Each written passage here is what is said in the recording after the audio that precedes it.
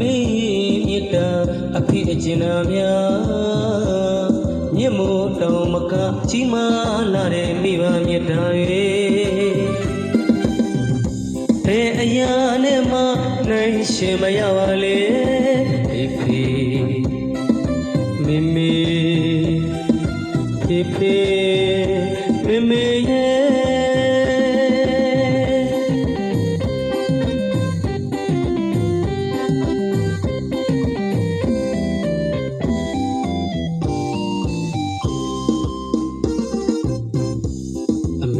ဆိုတာ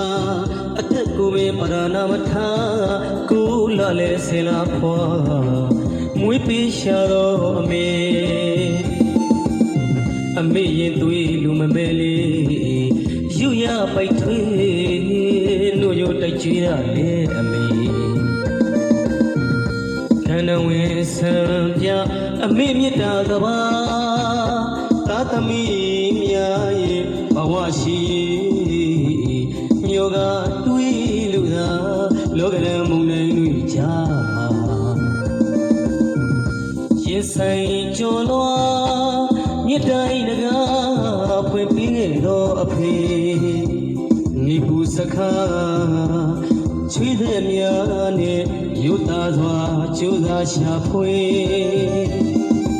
သူရဲ့ကောင်းမှာဖေအမြင့်မြင့်ဆုံးဟာဖေအများဖို့ကောင်းတဲ့အဖေခဏဝင်မှာစံတင်မှာပဲ